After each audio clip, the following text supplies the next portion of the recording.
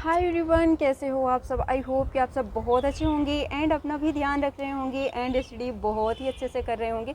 So friends, कुछ मेरे भाई बहन का कमेंट्स था कि दी आप यूपीएसआई का स्कोर क्यों नहीं शेयर कर रही हैं, यूपीएसआई का एनालिसिस क्यों नहीं करा रही हैं। तो नेक्स्ट वीक जो भी मॉक देंगे हम, आने वाले वीक में जो भी मॉक देंगे उसका एनालिसिस ज़रूर कराएंगे, आप लोग के साथ ज़रूर शेयर करेंगे। और एक चीज़ हम ये बता दें फ्रेंड्स आप लोग को कि देखो, हम लोग जितने भी फॉर्म आते हैं सारे के सारे फॉर्म फिलअप करते हैं जिसमें हमारी एज होती है, क्वालिफिकेशन होती है, उस फॉर्म को हम लोग फिलअप करते हैं। बट हम लोग को ऐसा नहीं करना है कि जितने सारे हम लोग फॉर्म फिलअप कर रहे हैं टारगेट एक करना पड़ेगा। फॉर्म भले ही आप फिलअप करिए, फॉर्म फिलअप करिए, एग्ज़ाम दीजिए, बट टारगेट आपको एक लेके चलना पड़ेगा, किसी एक एग्ज़ाम को टारगेट करना पड़ेगा, तभी सिलेक्शन होगा। अदरवाइज सिलेक्शन नहीं होगा, आप इधर उधर ऐसे भटकते रह जाएंगे।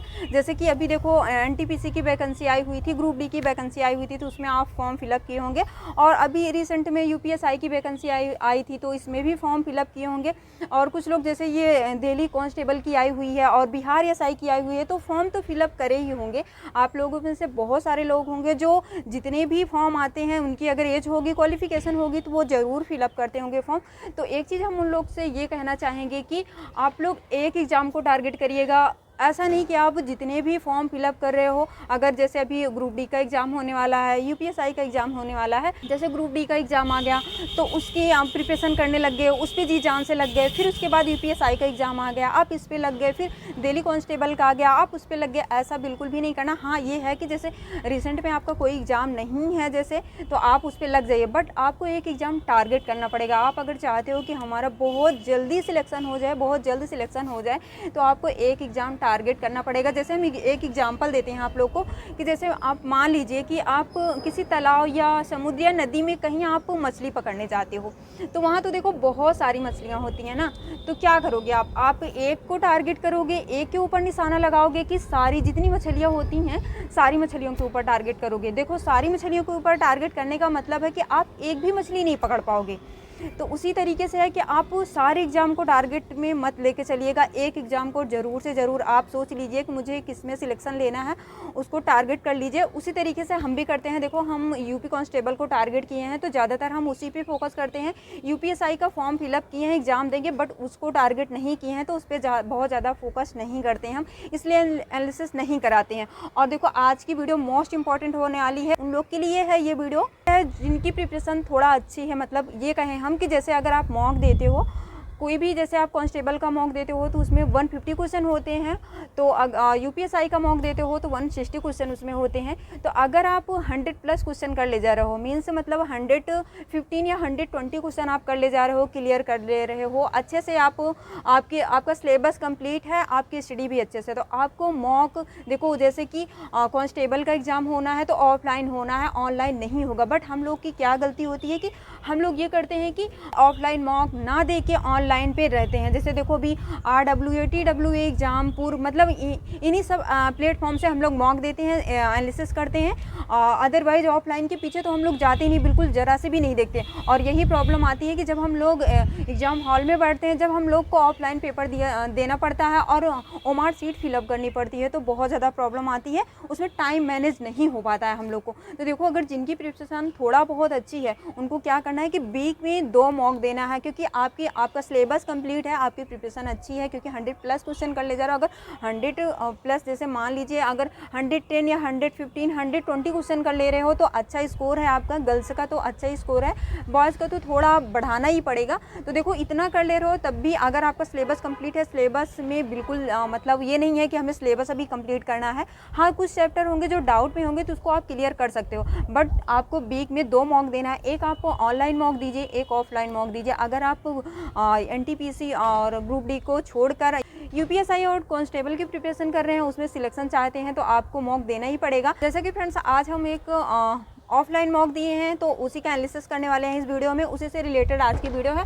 और आप लोग को भी ये करना है, जिनका थोड़ा बहुत सिलेबस कंप्लीट है उनको 2 मॉक देना है, एक लाइव देना है, एक ऑफलाइन देना है। ऑफलाइन में ये रहेगा कि ओमार सीट अगर आप फिलअप करेंगे, और ये नहीं, ये मत सोचिए कि कांस्टेबल का एग्ज़ाम तो अभी वैकेंसी नहीं आई, एग्ज़ाम कब होगा। देखो, वैकेंसी नवंबर में आनी तय है 100%। मान लीजिए कि नवंबर के लास्ट वीक में अगर वैकेंसी आ जाती है, एग्ज़ाम में बहुत ज़्यादा टाइम नहीं दिया जाएगा, तो जब एग्ज़ाम डेट आ जाती है तो बहुत ज़्यादा हड़बड़ सी हो जाती है, मतलब घबराहट सी होने लगती है कि अब क्या होगा, कैसे करेंगे, हो पाएगा या नहीं हो पाएगा। उस टाइम बहुत ज़्यादा घबराहट होती है, तो उस टाइम आप नहीं कर पाओगे अभी से आप, क्योंकि आपका सिलेबस कंप्लीट है, मतलब सिलेबस भी कंप्लीट है, आपके अच्छे स्कोर भी आ रहे हैं, तो आपको वीक में 2 मॉक ज़रूर देना है। और देखो मैं जो मॉक दी हूँ ये घटना चक्री बुक है, इसमें आपको उल्टा दिखाई देगा, बट हम बता रहे हैं ये घटना चक्री की बुक है, यूपी कांस्टेबल की है। तो देखो इसमें पता है, अगर आप इसको लेते हैं, अगर आप यूपीएसआई की प्रिपरेशन कर रहे हैं फिर भी आप इसको ले सकते हैं।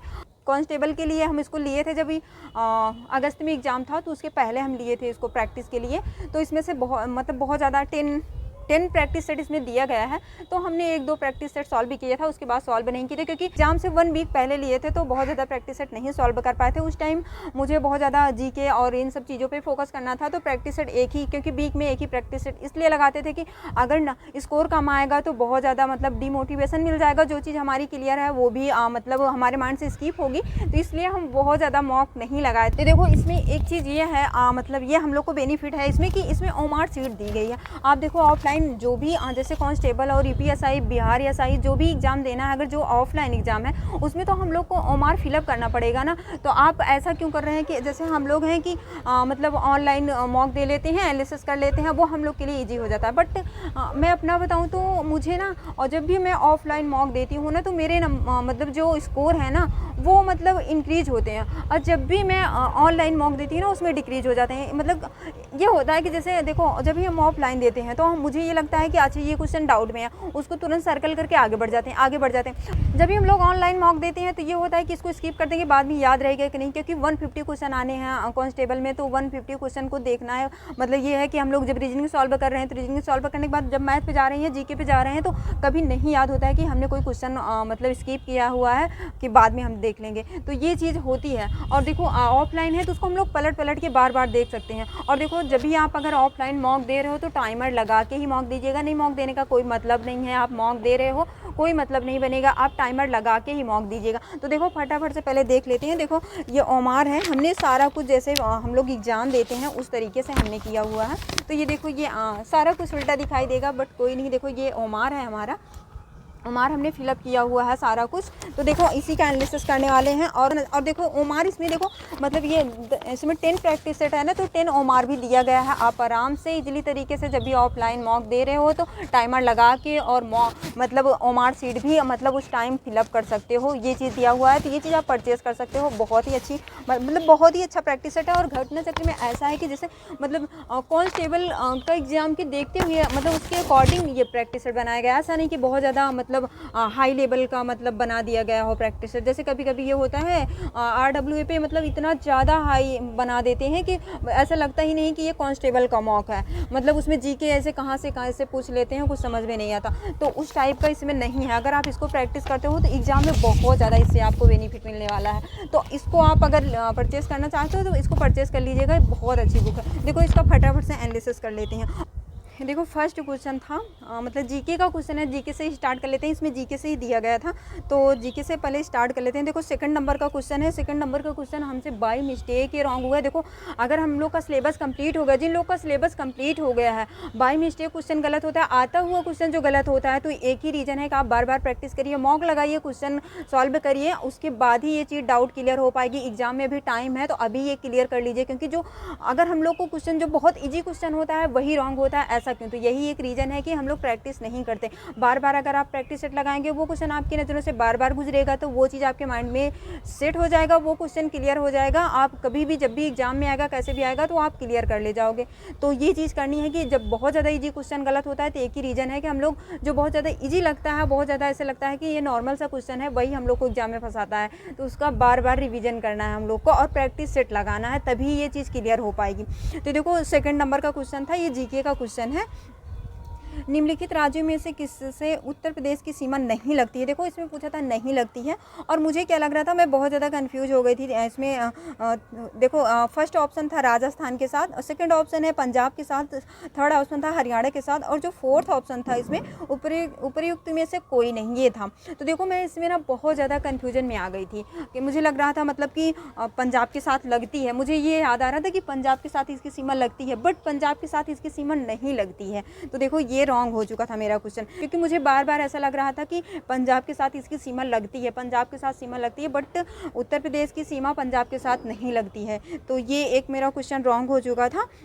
और हमने देखो ये 5 नंबर का एक क्वेश्चन था, इसको हमने स्किप कर दिया था। देखो जो मतलब मैच कराने वाले क्वेश्चन आते हैं, मतलब मुझे पता नहीं क्यों बहुत जल्दी रॉन्ग हो जाते हैं, तो वो मैच कराने वाला क्वेश्चन है। देखो ये क्वेश्चन था 5th नंबर का ये क्वेश्चन है। निम्नलिखित युग्म में से कौन सा सही सुमेलित नहीं है। देखो इसमें मतलब गायक दिया था और गायन शैली की विधा दी गई थी। तो देखो इसमें मतलब फर्स्ट ऑप्शन था राजन साजन मिश्र, ये ध्रुपद टप्पा हैं और मतलब इससे मतलब रिलेट करते हैं। और सेकंड ऑप्शन था ताज बेगम, ये ठुमरी टप्पा से मतलब रिलेट करते हैं। और बड़ी मैना जो है ये ठुमरी टप्पा, इन्हीं का मतलब इसमें रॉन्ग बताना था कि कौन सा नहीं होगा, तो इसका सी ऑप्शन होगा। तो देखो एक ये था। और 6 नंबर का क्वेश्चन था, ये भी मतलब मैच कराना था। तो देखो ये हमारा क्वेश्चन राइट था। देखो ये जो चीज़ क्लियर होगी वो मैच कराने के लिए दे दिया जाए, कुछ भी करने के लिए दे दिया जाए, वो आप क्लियर कर ले जाओगे। बट जो क्वेश्चन नहीं क्लियर है, जो डाउट में है, वो डाउट में ही रहेगा, आप क्लियर नहीं कर पाओगे। देखो ये 6 नंबर का क्वेश्चन है, इसमें पूछा था भारतीय सब्जी अनुसंधान संस्थान कहाँ है, तो ये वाराणसी में है। सेकंड था केंद्रीय उपोषण उद्यान अनुसंधान संस्थान कहाँ है, तो श्रीनगर। ये इसी का मतलब इसमें भी पूछा था कि कौन सा नहीं है, तो यही ऑप्शन होगा, ये नहीं है। देखो इसमें मुझे मतलब सारे ऑप्शन मतलब मुझे आ रहे थे, तो फिर यह हम क्लियर कर ले गए, ये सही हो गया था हमारा। देखिए 3rd नंबर पे था भारतीय गन्ना अनुसंधान संस्थान कहाँ है, तो ये लखनऊ में है। और 4th नंबर पे था भारतीय दलहन अनुसंधान संस्थान कहाँ है, तो ये कानपुर में है। जितने इसमें ऑप्शन दिए गए थे सारे क्लियर थे, तो इसको हमें मतलब सिलेक्ट करने में कोई प्रॉब्लम नहीं है, क्योंकि कन्फ्यूजन बिल्कुल नहीं है। जब हम लोग बार बार जो जिस चीज़ का रिवीजन करते हैं तो उस चीज़ में कन्फ्यूजन नहीं आती है। और देखो इसमें एक क्वेश्चन और भी है। देखो इसमें करंट भी दिया गया था, क्योंकि देखो जब रिसेंट में एग्जाम था तो इसमें करंट भी दे दिया गया था। तो 2024 का करंट था, तो उसको भी हम स्किप किए हैं। 1-2 कुछ मतलब 1-2 नहीं, आई थिंक मुझे लगता है 5 या 6 क्वेश्चन था करंट का, तो उसको भी हम स्किप कर दिए हैं। और देखो 15 नंबर का एक क्वेश्चन था, ये भी हमसे रॉन्ग हो गया था। देखो बाई मिस्टेक, जैसे पता नहीं क्यों मुझे जो डेट बाई डेट चीज़ें होती हैं, मतलब हमसे गलती हो जाती है, हमारे माइंड से स्किप ही हो जाता है, पता नहीं क्यों। जैसे अगर कोई डेट बाई डेट चीज़ दी गई होती है, जैसे बोर वगैरह हो गया, ये सब लर्न करना हुआ, तो ये मुझसे ना पता नहीं क्यों मेरे माइंड से स्किप हो जाता है। मैं कितनी बार रिविज़न करती हूँ, फिर भी डेट बाई डेट वाली चीज़ें हमारे माइंड से स्किप ही हो जाती हैं, तो इस वजह से ये क्वेश्चन रॉन्ग हो चुका है हमारा। 15 नंबर का क्वेश्चन है, ब्रिटिश ईस्ट इंडिया कंपनी द्वारा हिंदू विधवा पुनर्विवाह अधिनियम किस वर्ष पारित किया गया था, तो ये देखो 1856 में किया गया था। हमने लगाया हुआ है बी ऑप्शन, टिक किया हुआ था 1853, तो ये हमारा क्वेश्चन रॉन्ग हो चुका है। और 18 नंबर का क्वेश्चन था, देखो ये बैंक से रिलेटेड था। बैंकिंग निम्नलिखित में से किस क्षेत्र सेक्टर का उदाहरण है, तो ये देखो ये मतलब सेकंड ऑप्शन था, तृतीय क्षेत्र का उदाहरण है, मतलब 3rd क्षेत्र का उदाहरण था ये। हमने 4th लगाया हुआ है प्राथमिक क्षेत्र, तो ये हमारा क्वेश्चन रॉन्ग हो चुका है। एंड देखो एक 21 मतलब 21 नंबर का क्वेश्चन है, ये क्वेश्चन हमारा राइट हो गया है। बट देखो हम इसका एनालिसिस इसलिए कर रहे हैं क्योंकि ऐसे क्वेश्चन हम लोग के एग्जाम में पूछा जाता है। भारत के जनसंख्या इतिहास में किन दशकों को जनसंख्या विस्फोट की अवधि कहा जाता है, तो देखो ये 4th नंबर होगा 1951 से 1981 तक। तो ये चीज़ देखो ऐसे भी क्वेश्चन हम लोग के एग्जाम में बनते हैं। देन नेक्स्ट क्वेश्चन देखो एक मतलब 23 क्वेश्चन है, मतलब ये हमारा डाउट में होते होते मतलब डाउट में था और बाद में मतलब ये इसको हम क्लियर कर ले गए, सही कर ले गए, क्योंकि मतलब ऐसे मुझे लगा इसको तुक्के में सही किए, यही समझ लीजिए बस। इसमें था 23 नंबर का क्वेश्चन है, किस प्रकार की मिट्टी प्राकृतिक में सजुताई वाली मिट्टी है, तो देखो ये इसमें हम काली मिट्टी लगाए थे, ये सही भी हो गया है मेरा क्वेश्चन, तो ये किए हैं। और देखो 28 नंबर का क्वेश्चन है, फेसबुक की निम्नलिखित में से किस विशेषता को पूर्वानुमान बाजार कहा जाता है, तो देखो इसमें था एक बार हमने सही करके गलत कर दिया है इस क्वेश्चन को। देखो इसमें जो करेक्ट ऑप्शन होगा वो सेकंड ऑप्शन होगा, बी ऑप्शन होगा, फोरकास्ट होगा, हमने इसको डी ऑप्शन कर दिया न्यूज़ फीड। और पहले जब हमने मतलब इसको जैसे देखो जब हम पहले एक बार रीड करके जब सारे क्वेश्चन पढ़ रहे मतलब कर रहे थे, सॉल्व कर रहे थे जब क्वेश्चन रीड करके, तो इसमें हमने सही लगाया था। जब हम ओमार फिलअप करने लगे उस टाइम हमने इस क्वेश्चन को गलत कर दिया है। तो देखो यही है, बाई मिस्टेक चीज़ें बहुत गलत होती हैं। जब हम लोग बार बार प्रैक्टिस करेंगे, बार बार उस चीज़ को रिवीजन करेंगे तो वो चीज़ क्लियर हो जाएगा। देखो एक 38 नंबर का क्वेश्चन है, ये क्वेश्चन देखो अभी देखो रिसेंट में जैसे देखो पीटी का एग्जाम होता है, तो पीटी के एग्जाम में ये क्वेश्चन पूछा गया था। 38 नंबर का क्वेश्चन है, भारत के संविधान का अनुच्छेद 243 निम्न में से किससे संबंधित है? तो ये देखो थर्ड ऑप्शन होगा इसका, पंचायती राज प्रणाली। तो ये देखो ये क्वेश्चन पीटी में पूछा गया था। 42 नंबर का क्वेश्चन है, इनमें से किस राज्य में सबसे पहले देवनागरी लिपि का प्रयोग किया गया था? तो ये देखो हमने सेकंड ऑप्शन लगाया था महाराष्ट्र, बट इसका ऑप्शन ए होगा, जो करेक्ट ऑप्शन होगा ए ऑप्शन होगा, गुजरात होगा। और हाँ, मैं ना इतना ज़्यादा कंफ्यूज हो गई थी, गुजरात महाराष्ट्र में लास्ट में मैं इसको गलत ही कर दी। तो अब बात कर लेते हैं देखो हिंदी में देखो हिंदी में बहुत ज़्यादा क्वेश्चन नहीं रॉन्ग हुआ है। और हिंदी में मतलब गद्यांश बहुत ज़्यादा मतलब लेंदी दे दिया गया था, तो उसको मतलब ये कहो कि ऑफलाइन जब देते हैं तो मेरे लिए ये सही होता है, मैं उसको पेन से मतलब अंडरलाइन करती जाती हूँ जहाँ इंपॉर्टेंट चीज़ें मुझे दिखती हैं, तो वो मेरे लिए सही होता है। जब हम लोग मॉक देते हैं, लाइव मॉक देते हैं, ऑनलाइन मॉक देते हैं, तो उसमें हमें बहुत ज़्यादा प्रॉब्लम आती है। तो देखो एक 52 नंबर का क्वेश्चन है, कवि का सही बहुवचन रूप बताइए। देखो इसमें बहुवचन बताना था और मुझे इतनी ज़्यादा कन्फ्यूजन हो गई। देखो इसमें सेकंड ऑप्शन होगा कविगण, जो कवि का बहुवचन होता है वो कविगण होगा। और हमने इसमें टिक किया हुआ है कवि वृंद। देखो कवि वृंद नहीं होगा, बट उस टाइम मेरे माइंड में क्या ही चल रहा था, तो हमने इसको ए ऑप्शन टिक कर दिया है, तो ये हमारा क्वेश्चन रॉन्ग हो चुका है। देन 59 नंबर का क्वेश्चन है एक, इनमें से उपसर्ग सहित शब्द कौन सा है? देखो इसमें ना उपसर्ग ही बताना था, बट मुझे इतनी ज़्यादा कन्फ्यूजन हो रही थी। तो देखो इसमें होगा प्रयोग, और जबकि मुझे ऐसे याद आ रहा था, मैं बार बार इसको मतलब पूरा नोट डाउन करके बना के एक बार फिर से मैं सोच रही थी कि ये प्रयोग ही होगा, बट लास्ट टाइम में मैंने प्रतिमा कर दिया, तो फिर ये क्वेश्चन हमारा रॉन्ग हो चुका है। और इसका करेक्ट आंसर होगा ए प्रयोग, और जो हमने लगाया हुआ है वो डी ऑप्शन लगाया हुआ है प्रतिमा, तो ये भी क्वेश्चन हमारा रॉन्ग हो चुका है। और 74 नंबर का क्वेश्चन था, देखो ये मतलब अवार्ड से तो क्वेश्चन आने ही आने हैं। मतलब देखो जितने भी अवार्ड दिए जाते हैं मतलब हिंदी के लेखकों को जितना अवार्ड दिया जाता है, तो वो चीज़ें हम लोग को लर्न करनी पड़ेगी। वो चीज़ अभी से हम लोग लर्न करेंगे तभी अच्छा है। एग्ज़ाम टाइम में बहुत ज़्यादा प्रेशर होता है, तो उस टाइम कुछ नहीं हो पाएगा, तो अभी से लर्न करिए। देखिए ये चीज़ें हम स्किप कर दिए हैं। 74 नंबर का क्वेश्चन था, किस कृति के लिए निर्मल वर्मा को साहित्य अकादमी पुरस्कार प्राप्त हुआ है? तो देखो इनको कव्य और काला पानी के लिए प्राप्त हुआ था, तो यह हमें बिल्कुल समझ में नहीं आ रहा था, तो इसको हम स्किप कर दिए हैं। 75 नंबर का क्वेश्चन था, भारतीय भाषा परिषद कहाँ पर स्थित है? तो ये कोलकाता में है, और ये हमारा क्वेश्चन रॉन्ग हो चुका है, ये हम मैसूर लगा दिए हैं, तो ये भी हमारा क्वेश्चन रॉन्ग हो गया है। जैसे देखो रीजनिंग के ऐसे क्वेश्चन हैं, जैसे कोई कंपनी दे दिया जाता है, फिर उसके बाद उसमें मतलब सिलेक्ट करने के लिए किसी को मतलब उसकी एजुकेशन देखनी पड़ती है, एज देखनी पड़ती है कि इनकी इतनी एज होगी तभी इसमें सिलेक्शन होगा इनका। जैसे कोई कंपनी दे के उसमें मतलब एज और मतलब पूरा उसका क्राइटेरिया एक दे दिया जाता है कि इसमें इनकी इतनी एज होनी चाहिए और इतना इनकी क्वालिफिकेशन होनी चाहिए, तभी इनका इसमें सिलेक्शन होगा। तो उसमें पता है डाटा में इतना ज़्यादा मिस्टेक कर देती हूँ, इधर उधर करने में बहुत ज़्यादा कन्फ्यूजन होती है, तो उससे हमारे 2 क्वेश्चन रॉन्ग हुए हैं रीजनिंग में।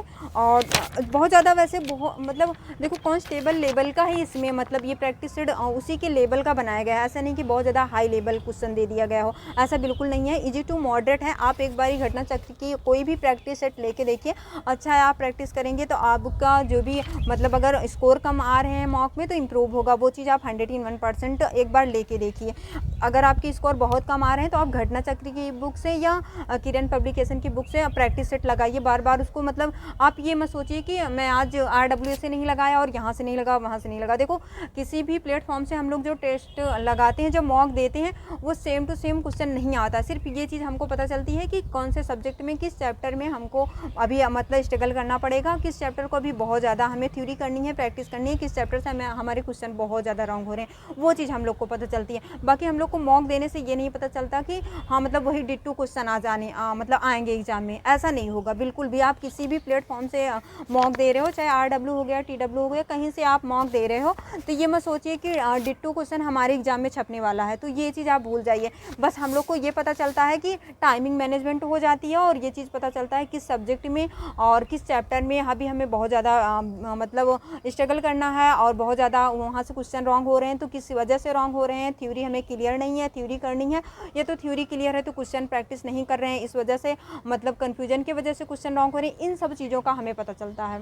और ऐसा नहीं है कि हम लोग मॉक RW से दे रहे हैं तो पूरे के पूरे जितने भी RW पे मतलब हम लोग मॉक दे रहे हैं, जितने क्वेश्चन हैं सारे हमारे एग्जाम में छपने वाले वाले हैं, ऐसा बिल्कुल भी नहीं है। तो आप मॉक कहीं से भी दे सकते हो। अगर ऑफलाइन आप मॉक नहीं दे रहे हो, आपका सिलेबस कंप्लीट है, तो ये बहुत बड़ी गलती कर रहे हो। आपका सिलेबस कंप्लीट है तो आप ऑफलाइन मॉक ज़रूर दिया करो, वीक में 2 मॉक दे लिया करो, क्योंकि सिलेबस भी कंप्लीट है, बस आपको रिवीजन भी करना है। तो रिवीजन आप मॉक देंगे, मॉक से ये भी पता चलेगा कि आपको किस सब्जेक्ट में अभी और ज़्यादा स्ट्रगल करना है, थ्योरी करनी है, क्या करना है, ये सब चीज़ें पता चलेंगी। तो आपको मॉक ज़रूर देना है। देखो अब बात कर लेते हैं ओवरऑल स्कोर की। तो देखो 28 क्वेश्चन हमारे राइट हैं जीके में। जीके की बात कर लेते हैं तो 28 क्वेश्चन राइट है, 4 क्वेश्चन रॉन्ग हुआ है हमसे, और 6 क्वेश्चन हमने स्किप कर दिया है, अटेम्प्ट ही नहीं किया है। बात कर लेते हैं हिंदी की। तो हिंदी में 30 क्वेश्चन हमारे राइट हैं, 4 क्वेश्चन रॉन्ग हुआ है, और 3 क्वेश्चन हमने अटेम्प्ट ही नहीं किया, स्किप कर दिया है। तो ये हमारे मतलब हिंदी का ये स्कोर रहा।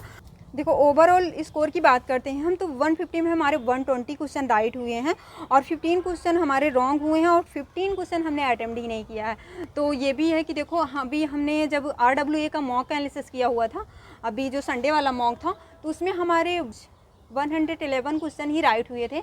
तो देखो यही होता है कि जब भी हम ऑफलाइन मॉक देते हैं, तो ऑफलाइन मॉक में हमारे साथ यही होता है कि हमारे नंबर जो हैं वो इंक्रीज होते हैं, डिक्रीज़ नहीं होते हैं। और ये भी है कि जब हमारा एग्ज़ाम ऑफलाइन होना है, तो हम लोग को ऑफलाइन ही प्रैक्टिस करनी चाहिए, बार बार ऑफलाइन ही प्रैक्टिस करनी चाहिए। तो ये चीज़ हम लोग को ध्यान देना है कि हम लोग को अभी से, जिनका सिलेबस कंप्लीट है, उनको अभी से बार बार ऑफलाइन जो भी है, जो भी प्रैक्टिस सेट है, आपको वीक में 2 मॉक देना है। एक आप किसी भी प्लेटफॉर्म से दे लीजिए, अगर आपका मन है तो आप हर प्लेटफॉर्म से दे लीजिए, क्योंकि 2 ही घंटे लगते हैं। तो आप संडे का टाइम ही रहता है आपके पास, आपका सिलेबस भी कंप्लीट है, बस आपको रिवीजन ही करना है। तो आपको मॉक ज़रूर देना है।